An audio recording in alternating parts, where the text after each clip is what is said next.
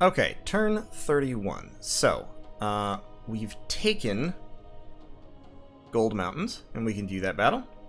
It went very much like all of our battles go, with a bunch of Anakites running in against, well, in this case, literally nothing. It was literally just Anakites charging in to one hapless wizard and a whole bunch of slingers on the walls, and massacring them. Like, really, really fast. I never get tired of watching those Anakites just rush around. They're so happy, so carefree. So, yeah, we took Gold Mountains with no problem. Ulm also took Eriu. Also with no problem, albeit with more casualties. Basically, he had a huge pile of infantry up here. He had some priest smiths. He had more infantry in the back to guard against attack rear shenanigans. And they charged in, they threw some Iron Blizzards into a huge pile of snakes. Also threw Iron Blizzards into a huge pile of infantry of Ulm. Caused a lot of friendly fire, actually. Then they Earth Melded a few times, to relatively minor effect, and then they started throwing Iron Blizzard at the walls and massacring the slingers, at which point it was all over but the crying. Got a couple of mages back here, a Cloud Mage, a couple of Crystal Sorceresses that ran away, but of course running away from something like this means you die. They have one She-Lord still alive, who is just getting clubbed to death from all directions. So, that was the end of Eriu's power, the last vestiges of it. He had more than I had expected left here. To be honest, I did not expect that he still had 5 She-Lords. I'm not sure why he had 9 bards, because he never cast Swarm. Like, 9 bards casting Swarm might have actually been able to beat this. But maybe he just never researched Alteration 4. In Felicia, which I have besieged, we got a random event. It's kind of funny, because when you're besieging an enemy fort, this is one of the weird interactions in Dominions, in case you don't know about this. When you're besieging an enemy fort, technically you control the province. And so any random events that fire in the province are assigned to you, despite the fact that what they look at is primarily what units are in the province. So, fun fact, if you're besieging an Ashdod fort that has an Adon and a Zamzumite in it, there's a particular random event that can fire for Ashdod, or for, rather, not for Ashdod, but for provinces that have an Adon and a Zamzumite in it, where the Adon and the Zamzumite get together, sacrifice the Zamzumite, and get a special heroic Malikum, Ditan, who has nature paths and, of course, all the regular Malik features, and he's extremely powerful. Well, so if you're besieging an Ashdod fort that has those two commanders inside it, you get Ditan. He spawns for you when if the event fires during those turns, which is kind of hilarious, to be fully honest. And the Ashdod player just gets nothing. So, in any case, we're besieging this fort. I'm moving troops down from here because I am starving, because my Anakites eat a hell of a lot. 156 supplies for these 16 units here. 94 supplies for these 11 units here. It's rough. So, Nahum and Tevel are moving over here. We're sending Zevadiah to take this province, Peacehaven. And we're setting up for an attack on Nazca, which I feel like I pretty much have to do at this point. Like, we have to get rid of the birds. They are too powerful. They're too much of a problem. They've been fighting, like I said, they've been fighting 4 nations and winning. I've been told, at least, that Marignan either has fallen or is about to fall. Bandar Log is doing okay. Like, they're surviving, but mainly, I think, because Nazca and Mictlan are distracted. And Pangaea and Satis are doing some fighting, but, like, it's seesawing. It's seesawing a lot.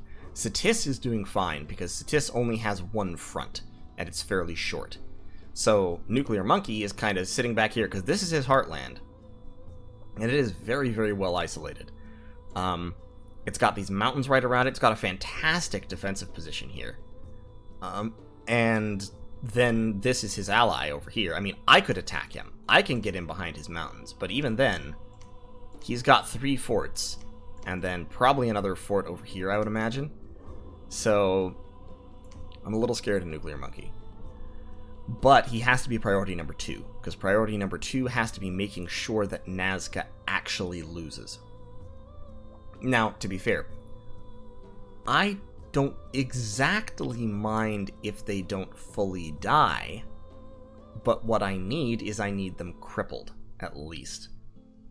And if they're crippled, then that will enable me to turn my attention to other things. The interesting thing here is Jay Barretton, the Pangea player, he's been struggling a lot because he's been fighting Mictlan and Nazca with really sort of limited support from Nuclear Monkey, since, as I said, he only has a short frontage. So Jay Barretton is actually not doing well.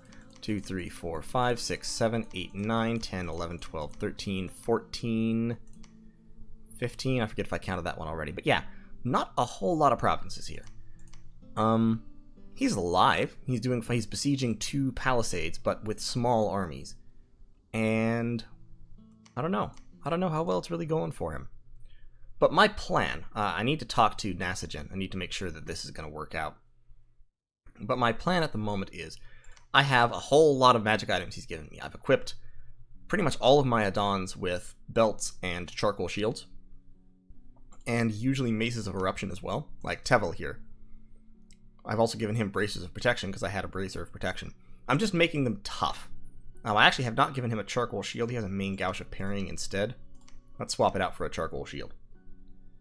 The goal of all this is, the fire shield will do damage to anyone attacking me, and Mictlan and Nazca both are relying on large swarms of sacreds that have short weapons, and not much protection. So, the goal here is Tevel the Adon, with his high protection and his shock resistance once he's blessed, gets attacked by swarms of Nazcan sacreds. He will probably die in the process, but as they attack him with their quickness and their many attacks per round, they burn themselves to death on his fire shield. Since he has a lot of protection and a lot of hit points, he may actually survive. He can also, since he's Earth Random specifically, he can also cast, like, Iron Skin and Temper Flesh on himself to make himself even tougher. So the goal is for him to soak up a whole lot of attacks and kill a whole lot of sacreds. And then if he dies, he dies, and that's a pain in the butt because I don't like losing Adons. They're expensive and rare. But at least in terms of items, it doesn't hurt us much because most of these items were extremely cheap. Black Steel Helmet, 1 gem. Girdle of Might, 1 gem. Bracers of Protection, 1 gem. Lodestone Amulet, 1 gem. Charcoal Shield, 6 gems. And Mace of Eruption, 6 gems. So he's fully geared at relatively low cost. Also, of course, I have the Anakites, and the Anakites will give better than they get against enemy sacreds. The issue is just there are so many of them. There are so many Condors, so many Eagle Warriors. Jaguars are also sacred to Mictlan. They're not a fantastic summon like Condors are, but they're an effective summon. I think you spend like 15 gems to get 19 of them, or possibly the other way around. They're about a gem each. I think it's the other way around. They're more than a gem each. It's like 19 gems for 15, 27 gems for 19, something like that. I don't remember exactly what the spell is, because I don't think I've ever played Middle Age Mictlan. But, in any case, he's got just huge piles of sacred troops, and they're leaning very heavily on their Bless, which, if you recall, is quickness, thunder weapons, and blood. I don't remember what the blood was. I don't think it was Blood Vengeance. It might have been Blood Vengeance.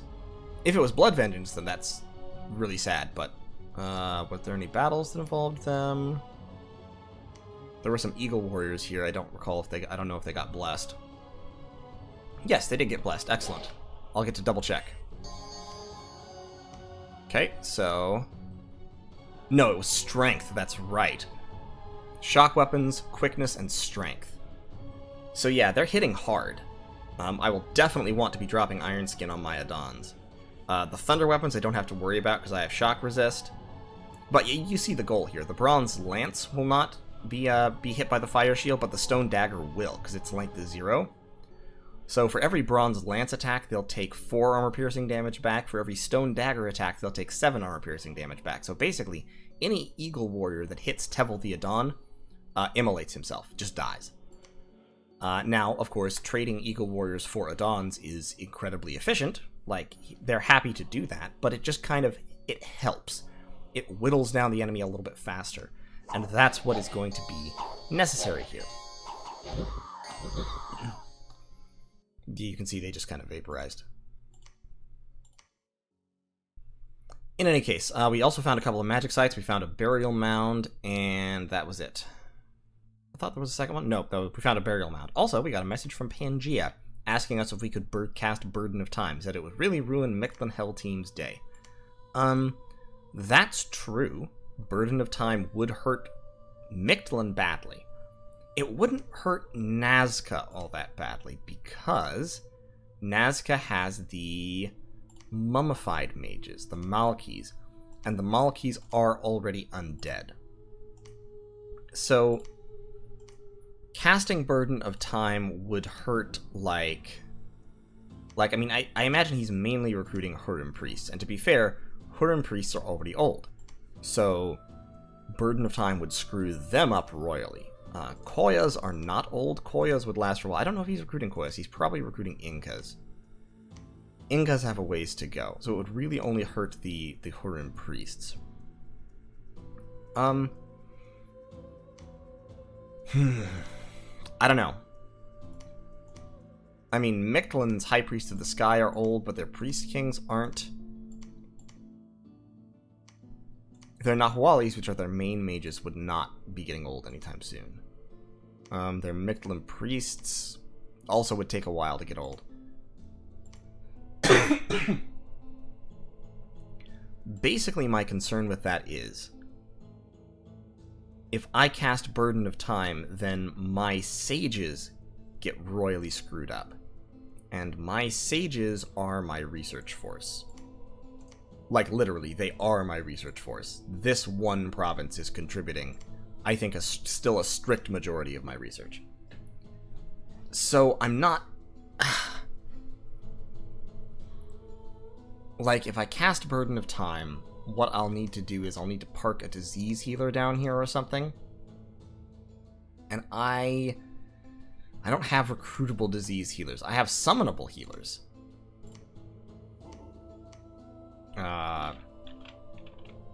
Don't need death. Not the Lilots. The Arels. Arels are actually really good healers, if I recall correctly. But it takes 4 astral and 1 nature to get them. So, astral nature, that's a cross path that I don't have. I'm building a lab here so I can recruit Jade Sorceresses, which give me water nature cross paths. But astral nature, the only way I have of getting that is recruiting an astral random Talmai Elder, who is astral 3. And then I put a booster on him, and then I empower him in nature, which will of course cost 50 nature gems. Now I can do that if I ever get nature income, but for that I need to recruit these girls and have them spread out searching. Yeah, it'll be a little bit challenging. So that's for the future. In terms of research, once I hit Alteration level 5, I am going back down Conjuration, because I want to get to the point where I can summon Malaks and Hashmals, and where I can cast Dirge for the Dead to summon Ditanu, which are ethereal super Anakites that I can thug out very, very effectively. Eventually, I will also want to get to the point where I can call Ophanim and Malakim. Now, of course, summoning a Malakim requires killing the Zamzumite, but it gets you the Malik and then 4 unit Ditanus, which are really, really powerful. Eventually, it would be nice to also be able to call Merkavas, but I didn't build a god for it. And getting to level 7 Astral without having... Level 7 Astral and a Fire Cross Path without having built a god for it is... Oof. Oof, that's hard.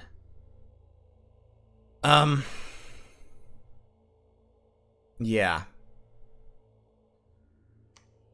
I mean, this would be a really nice spell to cast, because it gets you 5 powerful angel commanders. But I don't know that I'll actually be able to do that. Because Mr. Ed, of course, has no relevant paths whatsoever. He's water, earth, and blood.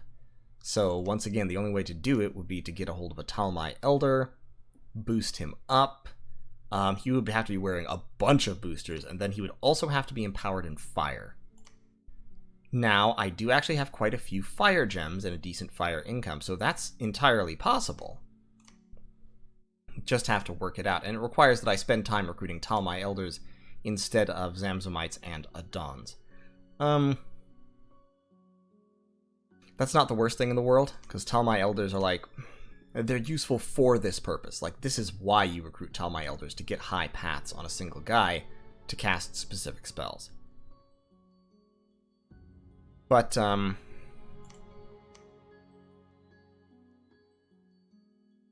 yeah, I don't know.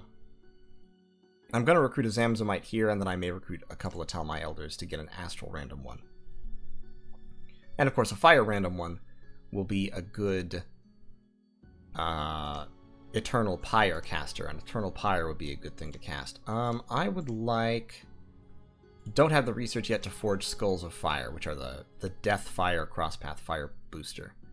So I'll need to hit Construction 6 at some point to do that, unless, of course, Ulm can do it for me.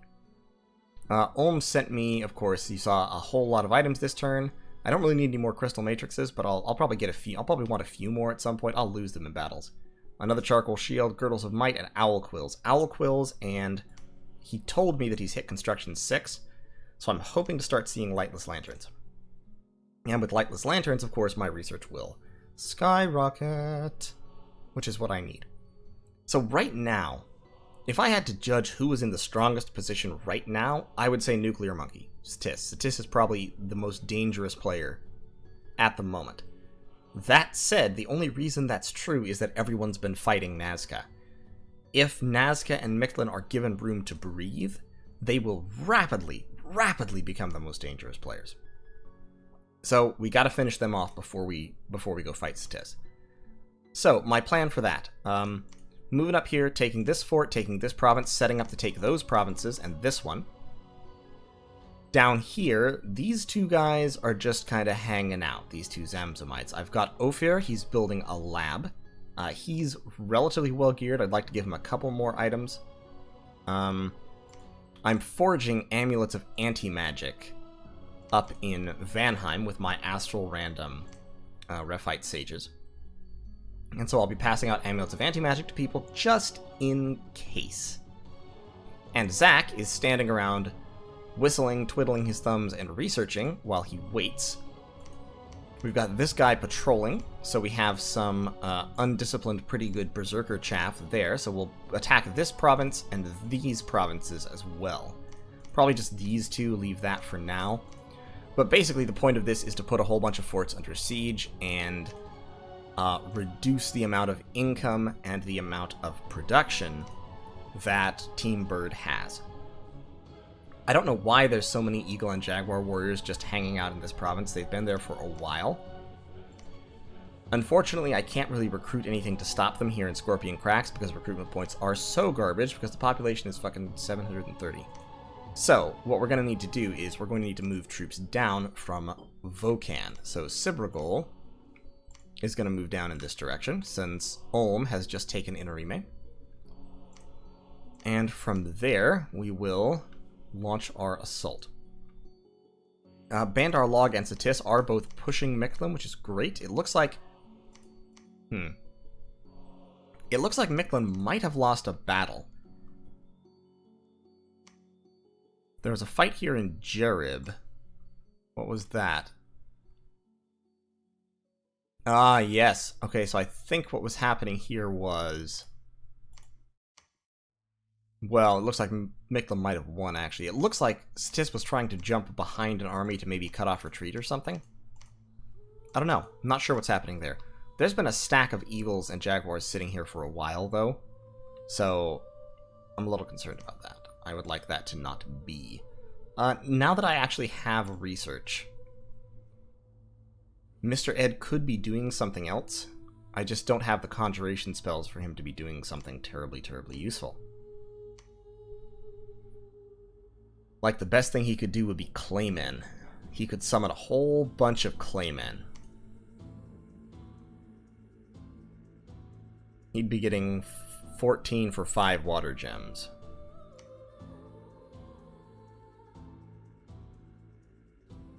I mean, I guess at this point the question is just why not, right? It's a lot of units. It's a lot of chaff. I might as well. My research is going okay even without him, so yeah, let's just spam out a whole bunch of claymen. They don't need to eat the cheap siege chaff. I can use them as blockers. I can give them to Zach here to fill out his army. And, yeah, they'll help. Okay, so we'll do that. We've got Balat, Gomer, and where's the third dude? There was a third one of you. We had another guy. We've got these 3 guys wandering around. Goliath. Yeah, we've got those 3 guys wandering around site searching for Astral, because currently my Astral income is nothing, and I need it to be more than nothing. So I'm going to site search everything up to level 2 Astral. We've site searched most of our territory up to level 3 Death. I need to get these provinces site searched up to level 3 Death, and these ones up here. And some of these provinces up here as well, they're only site searched up to level 1, because I've been doing it with Emites. But yeah, so my battle plan is going to be communions with all those crystal matrices I have, and all of my... I'll split off some of my S1s here, and some of my S1s here, because I can recruit crystal sorceresses here in Gold Mountains. So I'll use them as communion fodder with my crystal matrices, and I will be casting big death spells, and hopefully also big earth spells, to back up my Adon geared sort of light thugs. So yeah, that's the plan. Thanks for watching. I'll see y'all in turn 32. Okay, so this is just a little addendum to mention something that I really should have noticed, or at least remembered, like a long time ago. I'm bad at remembering things. If we look at messages, let's look at this battle in Jerib again. Just real quick, just humor me here for a second. And we will watch them get blessed. And, fire resistance, plus 10. Well, shit. Okay, so, yeah, I have seen their bless before. I should have known this a long time ago. And unfortunately, because I'm dumb, I forgot. So, I've got all these guys carrying around charcoal shields with the idea of burning Nazgûl Sacred that attacked me, but of course, Sai, who is a good player, and Eustace, who is a good player, have anticipated that, and they've taken the fire resistance bless to make charcoal shields basically worthless against them, because fire shield does 9 armor piercing damage. Against fire resistance 10, that's -1 armor piercing damage, which is then reduced by half of protection, which is another 4 or 5. And so you're rolling 2d6 minus 6 against a d6 roll, against a 2d6 roll. You're not doing any damage. Fire shield is worthless against things with 10 fire resistance. So, that being so, that kicks the crutch out from underneath part of our anti-bird strategy. Can still build Adon thugs that can survive birds for a while. I really need regeneration to do so. My regeneration source is definitely going to be Jade Sorceresses. I'm going to build the lab, I'm going to fort this province as rapidly as I can, and I'm going to pump out Jade Sorceresses until I get a couple with Nature 2. They can then forge Thistle Maces to give to Nature 1 ones, and I can go, once I build up some Nature income, at least, I can then start forging Rings of Regeneration. And with Regeneration on, and ideally, I mean, luck is nice, but with Regeneration, Reinvigoration, sufficient Reinvigoration, and high armor, my Adons should still be able to live through attacks. My weaponry is going to need to change as well, because Maces of Eruption, their main hit is magical, but the AoE is fire, and so that's not going to work. So, for weaponry, I need either Frost Brands or Swords of Swiftness. Normally, you would not take Swords of Swiftness against large numbers of enemies, because they just do 2 attacks. However, for Adons with the Quickness Bless, Swords of Swiftness makes sense, because a Sword of Swiftness is actually 4 attacks for an Adon, which makes it very comparable to an AoE 1 Thug weapon. So that being so, I've talked to Nasajin. He's going to start forging Shields of Gleaming Gold, which give you Awe, which helps reduce the number of attacks you have coming in. It won't do all that much against Sacreds, because Sacreds have pretty high morale. Well, Eagle Warriors only have 11, actually. When they're blessed, it goes up to 12, so they may well fail Awe checks. I don't recall what Condors are. Condors have... I don't remember what morale condors have. I'll see if I can figure it out. I don't think it's super high, because condors are very spammable, but honestly their stats are not great. They have lots of bullshit bonuses, but their base stats aren't super exceptional. So that should be a workable strategy. I really, really need regeneration, though. I've got to get hold of regeneration some kind of way, and the only way I'm going to get it is from Jade Sorceresses. So that is definitely a priority. I have so little money at this point, I'm actually not recruiting Anakites this turn, which is risky, to be honest, but I'm building the palisade up here to fort this throne, and I need to claim this throne too, the throne of the Second Age. And then I'm going to build the fort here. I don't know what can be recruited here. It's probably just a fort province, but yeah, we're still going to go in a couple turns, take these forts away, put a lot more pressure on Mictlan. Hopefully we'll be able to break them down pretty quick. Fortunately, their forts are very easy to break, so we should be able to, like that fort, with a few more units, we'll be able to smash that fort in one turn. This fort will take a few turns. But with Tupac here, also I've started doing something that I should have done a long time ago. I've started renaming my Adons after rappers. So this is Tupac, because he's fire random, and so eventually he'll be casting Phoenix Pyre, which means that when he dies he won't be dead, and he'll just come right back. So Tupac with his Anakites will join Athel here, and they should be able to pretty much bust that fort in 1 or 2 rounds. I've also got more Bone Tribe and Human Slaves here who can help out, and I'll move some mages into support when we do that as well. So I think it'll be functional. Pinchas needs to actually get back here, because I'm going to need Pinchas on the front lines as well. With a couple of these guys back providing communion support to back him up, push him up to Death 4 or Death 5 and Earth 3 or 2. And I'll work out exactly what I want him casting a little bit later, but one definite possibility is Invulnerability and Maws of the Earth. Or, if we keep going up higher, you can get to the point where you can have Skeletal Legion Darkness if I'm spamming Undead. One thing that I do want to do with my Zamzamites is I want to start summoning Long Dead Horsemen, which are quite an efficient summon. It gives you a lot of units, and they're fairly effective units. I need more Death Gems, and it kind of frustrates me that I've site searched so much up to Death like 3, and I've still only gotten 7 Death Gems. But that's not out of the usual. These things just happen that way, so we're just going to keep moving our dudes around. We're forging a Skull Staff with Thar. They're all Death 3. Do I need a Skull Staff right now? I don't need a Skull Staff right now. Put that hammer away, and go find some place to search for death sites. Yeah, go search this place for death sites. Great. And that'll also move him closer up to the action with Nazca. So what we're gonna do is we're gonna get Zamzamites into forts. We're gonna search them. We're going to start casting Long Dead Horsemen.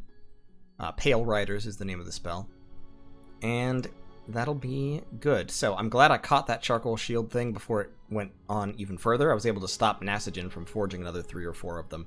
Admittedly, they cost him almost nothing, but still.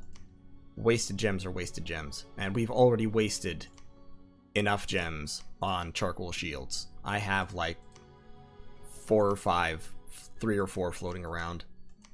And I've lost one in combat too, I think. No, I don't think I have. I think it's just a couple of them floating around, but still, it's aggravating. So, just wanted to make that little additional note. And I'll see you in turn 32. Turn 32, and things are getting set up. To be honest, looking at the map now, the map has changed from what it was a few turns ago. Nazca is definitely being beaten back. They're being forced backwards. Bandar Log is doing very well. Part of this, I think, is because this is something that I heard on the Discord. I have not confirmed that it's true, because I have not seen a Bandar Log battle yet, but I've been told that Bandar Log took an Ethereal Bless, which is a fascinating idea. certainly not efficient, but I mean, if they've lived long enough to get it online, against people who don't have magical weapons, Ethereal would be a pretty tough bless. I mean, nobody expects Ethereal. It's wildly, crazily overpriced. Nobody takes Ethereal, so as kind of a fake-out move, that might have worked. If he's using... Also, he's got a Kiranjivi, which is a specialty Bandar log pretender chassis. I'll show it off at some point. It's hilarious. It's just a giant monkey. Anyway, Nuclear Monkey is going freaking bananas over here. He's just eating everything. He's got a big ol' stack right here, led by his god, his worm, who we've seen before, but I don't think we've seen in combat. This was a nothing of a battle, but I'm going to view it just to show you what his army is deployed like and what he has. So, this is a great big ol' stack from Nuclear Monkey. He's got some independent archers for some reason. He's got a lot of long dead horsemen, which is fair enough. They're a very effective summon. The spell is called Pale Riders, and I've researched it actually, and I'm going to start casting it as well. He's clearly cast it a bunch of times, because he has like 60 of these guys. He's got some of his sacreds, his Sobek Sacred Guards. Sobek Sacred Guard are in some ways similar to Anakites. They are size 4 giants. They have lots of hit points. This one, fewer hit points than Anakites. They have pretty good attack skill. They actually have relatively low defense skill, which is definitely a difference. They do have 2 attacks, one of which is incredibly high damage, because they have high strength. And it's a halberd, which is a 2-handed weapon that does a lot of damage. Now, it's not magical. That is one difference. Another difference is Sobek Sacred Guards have combat speed garbage. I mean, this guy is really low because he's limping, but basically, since they wear heavy armor, their basic combat speed is 9. They do, however, have very, very high protection. Sobek Sacred Guards have Nat Prot, and they also wear full armor, so their native protection is extremely high. If you pitted Anakites up against Sobek Sacred Guards, the Anakites win. I'm just going to lay that right out there. The Anakites absolutely win.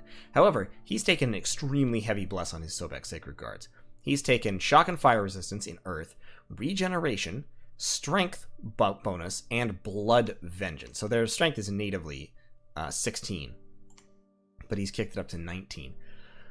The Regeneration makes them very hard to kill, and the Blood Vengeance means that every time you hit them, I've talked about Blood Vengeance before, every time you hit them you have to make a magic resistance roll, and if you fail, you take a hit of the same strength back, complete with the random roll. So you can take a ton of damage back.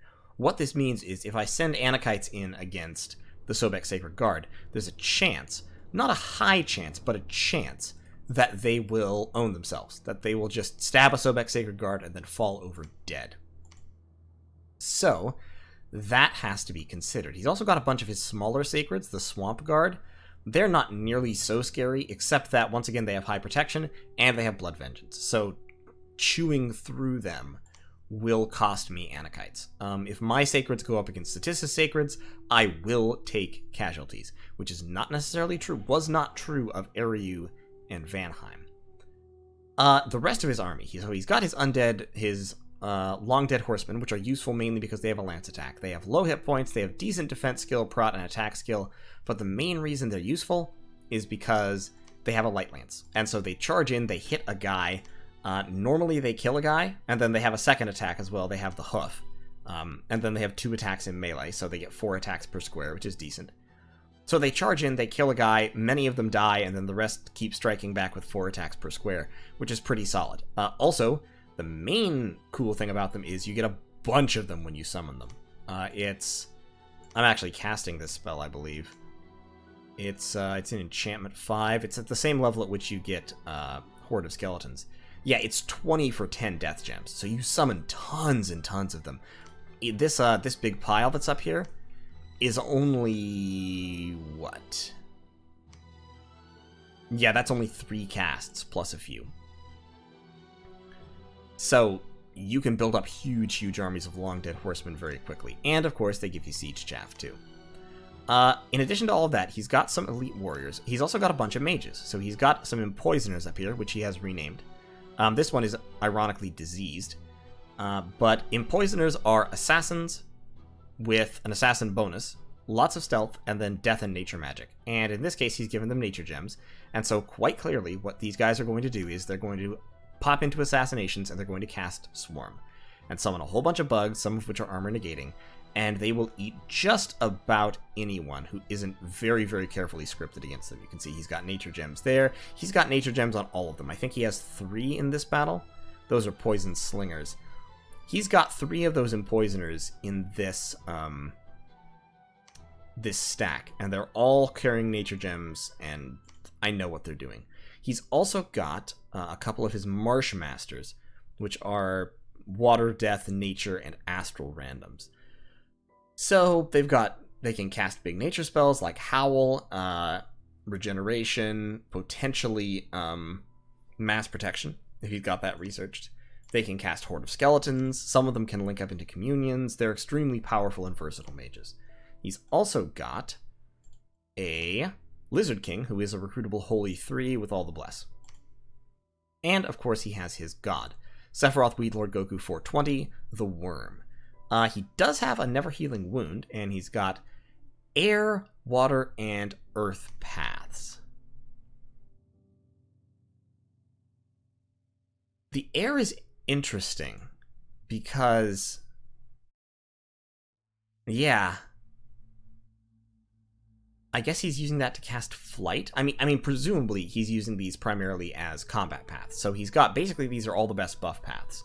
And so what he's planning to do with Sephiroth Weedlord Goku 420 is use him as a big, fat, super combatant monster with 20% regen and fear and all this stuff, and who's resistant to everything. And he's just going to, if somebody attacks him, he's just going to sit this guy in their way and have it not die forever. Because it has Blood Vengeance, it's regenerating 30 hit points per turn, or more, actually. Yeah, basic maximum 160. So yeah, it'll be regenerating 32 hit points per turn at least. And it's resistant to all elements except cold. No, it's resistant to cold too. So it has at least minor resistance to every type of elemental damage. And it causes fear. So if it just sits there for long enough, it wins because everyone runs away. So, this is a very, very frightening unit. If I can hit it with a pack of Anakites can kill it. A couple of Geared Adons can kill it. But that would depend on catching it without an army, which I think is highly, highly unlikely. He's also summoned a Mound King up here to lead his undead, which is great. So he's got this whole big stack kitted out, and it is facing 2 points of province defense, or 1 point of province defense. And, yep, that's it. You don't even really get to see them do anything. They cast Horde of Skeletons a few times. They cast Body Ethereal, so yeah, you can see that his god has cast Quicken Self, has become ethereal, and gotten Liquid Body. So now, in addition to everything else, it's resistant to all forms of damage, and 75% of non-magical attacks will miss. Plus, it has protection 20 from its earth magic. So, very, very frightening. Very, very hard to kill. To be honest, even if I sent in a couple of geared Adons could probably still handle it, but it would be dicey, and I would take casualties. Honestly, against this buff set, the best option would be to send in a couple of Ditanu, which are naturally ethereal and have some buff paths. So, yeah, Ditanu or Malakum would be the way to handle that. So, that's interesting. And you can see he's got a whole bunch of mages there. 4 Marsh Masters, a Lizard King, 3 Empoisoners, a Shaman, and his Worm. And then his army is primarily Swamp Guard and Long Dead Horsemen, with Sobek Sacred Guards mixed in. Some Poison Slingers. These guys have this Poison Sling that does area of effect armor negating poison damage. That's important. And Elite Warriors, which are just, they're heavy chaff. They have okay armor, good attack skill, good hit points, and they get 2 attacks each. So they can put out 6 attacks per square at fairly high damage. They're like they're independent lizards, but they wear armor, basically. In Peacehaven, we just took this province. No problem. No fuss, no mess. Ulm took this province from Eriu, Mir. He also attacked Star Peaks, which is Vanheim's last province, and he bounced off 30 points of province defense. I guess Vanheim has just been, anytime he gets money, he's just been putting money into province defense. Which, okay, fair enough. And he attacked some independents here and took Griffin Spires. So, at this point, we've basically agreed we're going to go in and we're going to get a piece of Mictlan and Nazca. And I strongly suspect that's the best option here because we need to get a piece of them before they're all gone. What I hope is going to end up happening here is we are going to roll into Mictlan and Nazca while they're already stretched thin and fighting on multiple fronts. Basically just carve off big chunks of their territory at little cost, which I think we can probably manage to do. And then, Lucid and I will team up to fight Nuclear Monkey and Jabereton. That fight is gonna be rough. Both Pangaea and Satis have recruitable assassins with nature magic. For Pangaea, it's the Dryad, who is a seducer. And so the way seduction works is, first there's a... I forget if it's a morale or a magic resistance check. I think it's a morale check. And there's 3 possible outcomes. Either you fail, and your commander is straight up stolen. They just take it, and it's gone forever. Or or you succeed in your check by a little bit, in which case it's not taken but nothing happens, and the Dryad can try again. Or you succeed in the check by a lot, in which case there's a fight. If there's a fight, the Dryad is, of course, a nature mage, and so can cast Swarm, and in Assassination, Swarm is the king of spells. So, what I'm going to need to do is, as I said in that little addendum last time, I've got all these fucking charcoal shields that are fairly worthless in actual combat. In terms of defending my Adons from assassinations, charcoal shields will actually be great, because if you're wearing a charcoal shield and you are really tough, like an Adon, then you don't die to the bugs, because as the bugs attack you, they are immolated by the charcoal shield, and so they only get to attack you once. So, against somebody who's casting Swarm once or maybe twice, an Adon with a charcoal shield can live through that, just by virtue of murdering the bugs as they attack him. And he will take some chip damage from the armor negating bites, but he can live. The other thing that I need, however, is poison resistance. I need Rings of the Serpent, which I'm not going to get except until I pump out several Jade Sorceresses, so I need to build a fort here. And I don't really have the money right now because of the way I've done this, so stop doing that, because I need... How much money do I need? I'm going to start... I need 600 for the Giant Palisades. We're going to lose one of them. Keep recruiting Crystal Sorcerers, they're cool. I am storming this fort in Felicia, and all I'm doing is I've stacked up a huge pile of Anakites, and I'm blessing them and they're going to run in and kill everything. I don't need to be any more complicated than that. He doesn't have anything left. That is literally his last stand. I'm going to swap out for an Emite there, and I'll swap out for an Emite there, and that will give me my 600. So Macklemore here will start building the Giant Palisades. This scout will take it over next turn. I did find a Sun Ridge down here, so my Fire Gem income is now up to 10 per turn, which is great, except that I don't really need Fire Gems. But I'll be able to use them. I'm sending all these guys in, and they'll be able to use them to do things. Research-wise, I'm going straight down Conjuration to level 7. I'm going to hit Conjuration level 4 next turn, and then which will enable me to call Malaks. Although Malaks aren't terribly useful. They're priests. They're flying priests is all they are. They do have invulnerability, but they're just not very... You can't really thug them out because they don't have many hit points and their stats aren't great. So even if you have a really ridiculous bless, they're not very efficient. They are cheap, so I mean you could use them as cheap province raiders. But what I really want... Not Lilots. Lilots are kind of cool because they are seducers. And they can fly. But what I want is Hashmals, which I've talked about. I want Dirge for the dead. I want Ditanu. It will cost me a lot of death gems, but I want them. And then I really, really want RLs. RLs are healers. I desperately want RLs. And they're also powerful nature mages. But getting that will be like a challenge. So we're recruiting another Zamzamite. After that, I'm going to get a Talmai Elder, and I'm going to hope that it's a good one. With my luck, it'll be Fire 3 random. But if it's an Astral random, then that's great, because then I can use all these Fire Gems that I'm getting to empower him in Fire, and give him an Astral booster and summon a Hashmal as I get up Conjuration, which would be fantastic. Athel is patrolling with his Bone Tribe here. We've got all these guys sitting here. I've given both of these guys Crystal Matrixes and Girdles of Might, so they have some reinvigoration, and they both have Death and Earth cross paths. What I'm going to do is I'm going to bring these Sages as Communion Slaves. And so these guys with 4 Communion Slaves behind them will both be Death 3. And so they will be able to... They'll be Death 3 and Earth 3. And so they'll be able to spam out Horde of Skeletons, worst case.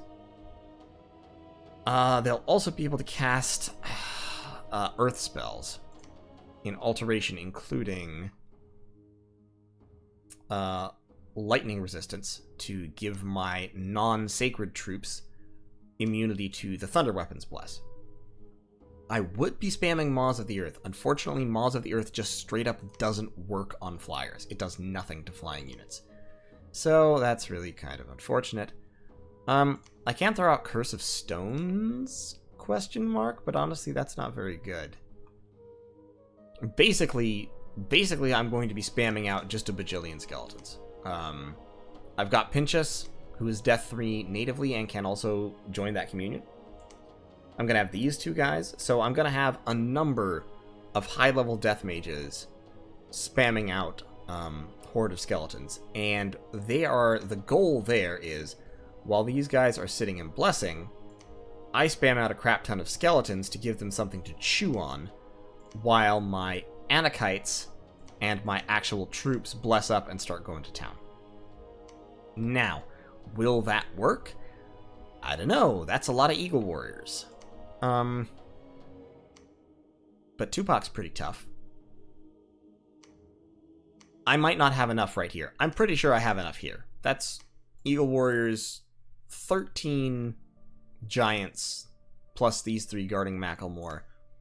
They'll be able to do some work. I'm also summoning Pale Riders in both locations, so I will have even more Chaff. And Chaff is going to be the name of the game there. What I want, basically, is I want my mages to be surrounded by something, so that when the Eagle Warriors land, they don't get to immediately assassinate my mages. As long as I can keep the mages alive, the Anakites can do the killing. The Anakites will be able to cut through more than their own number of Eagle Warriors. I don't know exactly how many more Eagle Warriors they'll be able to cut through, but hopefully at least 2 or 3 times their own number, in which case I'll be able to do the business. Up here, I've got a whole bunch of slaves that I actually should have been moving already, but they are going to start moving now. They are just there because I'm a little bit dumb. Thar, I'm going to give him... Thar, interestingly, has Tainted Presence, and I don't remember when he got that. But he has it. So, great. Incidentally, I should mention this now, because I'm sure by the time this goes up, people will already have been commenting about it. I don't know what happened, but there are 2 turns that I'm just outright missing. Two turns that either didn't get recorded or the recordings got deleted or something happened in my hard drive. I don't know what exactly happened, but turn 28 and turn 30, I just don't have. Fortunately, nothing terribly vital happened in those turns. Like, we didn't miss any of the big battles, the fort storms and all that, but still, it's annoying. I understand, and I wish I had them, but I don't. And we're all going to have to learn to live with that. So sorry. We will do our best to carry on. So what's happening here is Vano is actually going to move over there. So we're going to storm this fort with the Anakites. We're going to move in all this siege chaff at the same time. Vano is going to step over there in an effort to relieve the supply pressure. That's 84 supplies, so that should basically compensate for these two. Not quite, because they're 89 supplies. And then Thar is another 22. Oof. Okay, so we might starve for one turn in here, but we won't get any diseases at least. And then we're going to charge in, we're going to hit Millgate and this province simultaneously. Down here, so this will be next turn, we'll do this. I've already let Ulm know he's going to be moving troops into position. I don't know how many troops he'll have in position exactly, but he's got about 90 down there. Well, 83, but he'll recruit more. And then he's got another 30 right over there, plus he's got these guys moving down that'll be in position in 2 turns. And he's got these guys in position. So what I'm hoping for is 2 turns from now, we launch a pretty massive assault, besiege that, take a couple of these provinces, besiege that, take that province, and just keep rolling as fast as we can. The goal is to take as much of Nazca and Mictlan's territory as possible, as quickly as possible, and basically to meet up with this army, which I assume is going for Mictlan.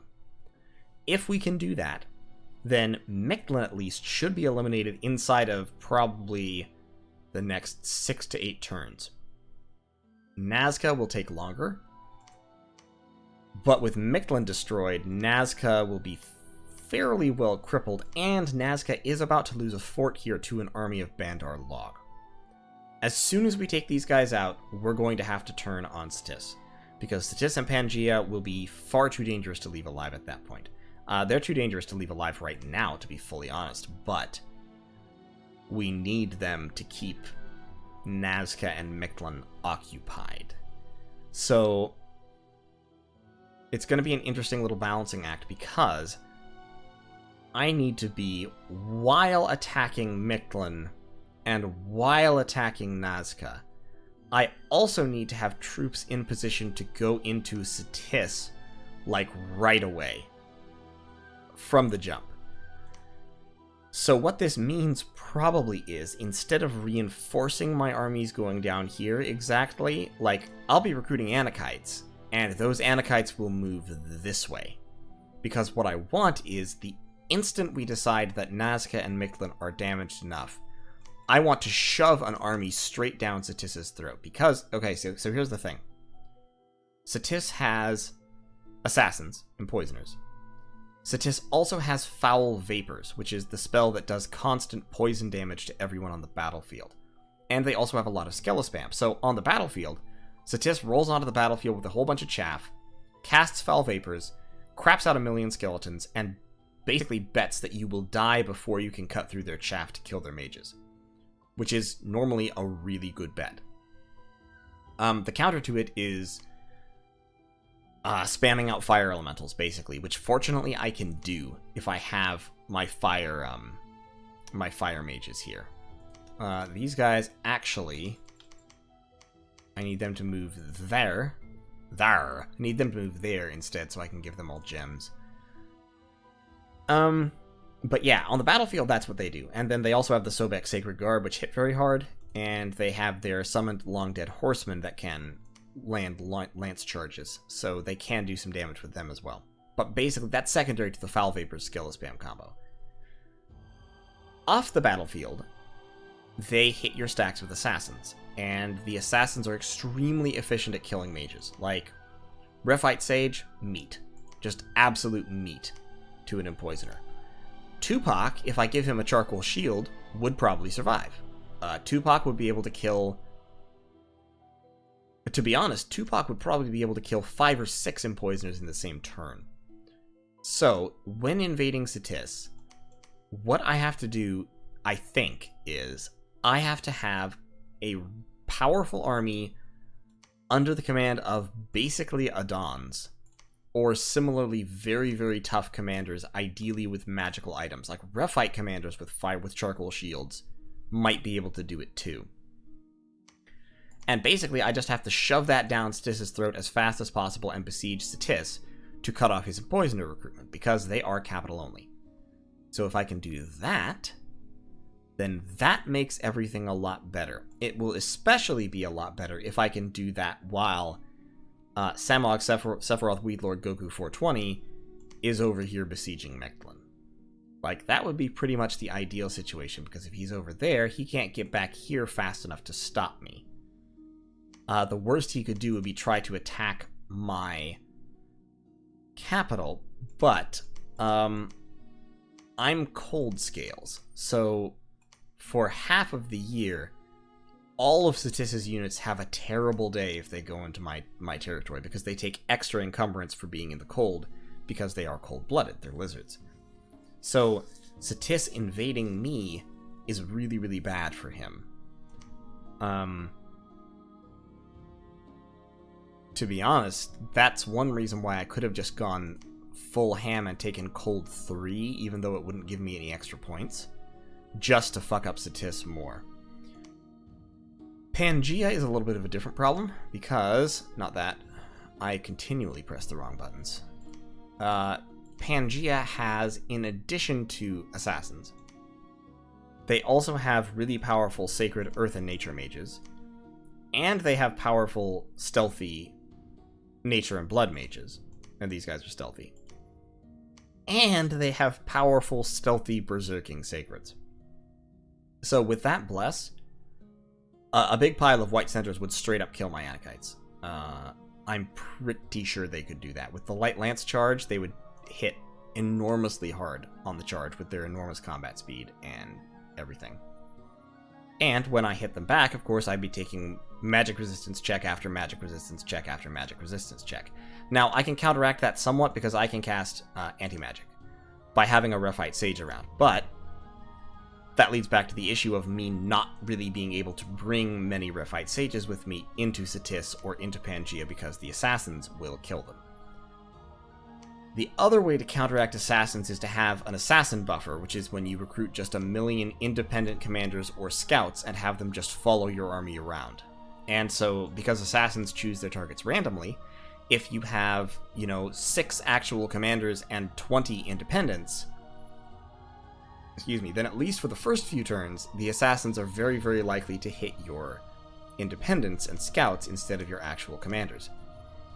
Which works pretty well. I'm gonna search Ulm's fort here for him. Which works pretty well. But it depends on recruiting a whole bunch of independent commanders, which as yet I have not done because I am critically short of money at all times.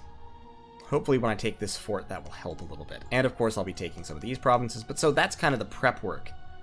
That's the groundwork that I have to lay down before I can successfully invade Satis, which is the next thing that needs to happen. What I am devoutly hoping that Lucid will help me with that. We will come in, take out a bunch of Nazca. Ideally, we'll take Marignon's former capital, which I believe he has lost at this point. And then we will turn to Lucid and go, hey, Lucid, aren't you scared of Team Assassin Cancer? Wouldn't you like me to help you kill them? Why don't we do that together right now? And then we go do that together right now, and ideally, we catch Nuclear Monkey out of position and rip him to shreds here. I'm not as scared of Pangea, because Pangea has been taking the brunt of the fight with Nazca this whole time, and so he doesn't have nearly the resources that Nuclear Monkey does. If we can clean up Nuclear Monkey, JB will be more or less an afterthought. Not because he isn't a good player, but just because he is very small, comparatively speaking. And being very small means he has much less money, and many fewer gems, and etc., etc., etc. Fewer troops, all that good stuff. So I think if Nuclear Monkey has the guts torn out of his empire here, I think JB is at that point basically going to be an afterthought. He'll be able to do a lot of raiding, he'll be extremely annoying, it will be slow and painful, but I don't think he'll actually be able to stop me. Nuclear Monkey, I think, could actually straight up stop me cold. And that's why I'm focusing on him more than JB, because JB could be irritating, Nuclear Monkey could be an existential threat. So, that's the plan. That's as far as I've gotten in my strategic thinking. we'll see how it goes. This is like the most dangerous part of the game. Everything that came earlier was just prelude. Like fighting Vanheim, fighting Eriu, there was never any threat there. Eriu just got outbuilt. The bless they took, the scale, the pretender god this team chose was destined to fail. To be honest, I think it was destined to fail against almost anyone else in this game. It wasn't so much a gamble as it was a guaranteed destruction, because you had Ashdod, Satis Pangaea, and Mictlan Nazca. And all three of those teams are huge bless Mimi rush teams, like every single one of them. The only team that wasn't a hugely Mimi bless rush team is Bandar Log Marignon, and even then, Tiger Riders can be a Mimi bless rush sacred if you want them to. So I would never have done this, but he did it. He wanted to try it out. It backfired because of the game being what it... I mean, consider that this game, since there are 5 teams, this is effectively a 5-player game, which makes it a very small game in which you're going to be at tight quarters against somebody who you know has one secure flank. Under those circumstances, a rush is almost for certain. Like, I can't think of a situation in which I would not have rushed someone. And Vanheim and Eriu were by far the weakest targets at all. I mean, there was no way they couldn't be the weakest. If I had started right next to Lucid, I probably would have rushed Lucid, but I was going to rush somebody, and Mictlan and Nazca were going to rush somebody, and probably Pangaea was going to rush somebody. So given all that, I would never have taken an Imprisoned God at all, and I would never have taken a Rainbow Bless. It's like quickness or nothing. Blood Vengeance or nothing. Regen, Blood Vengeance, quickness, fortitude, something. You need something to keep yourself alive in this hyper-lethal environment that this game is. So, basically what I'm saying is, this was not threatening.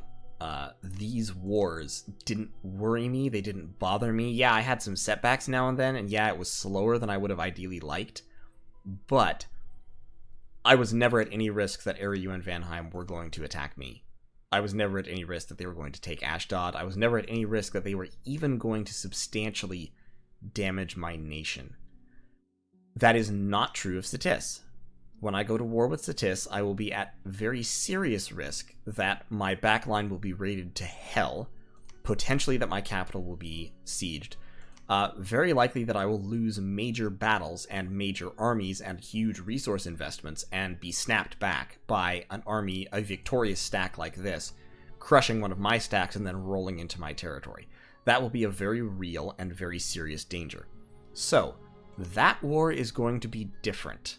I can't execute that war as kind of haphazardly as I executed the war against Vanheim at Eriu, which is bad because I'm naturally a kind of a haphazard catch-as-catch-can person. But we'll see how it goes. So thanks for watching. I'll see you all in turn 33.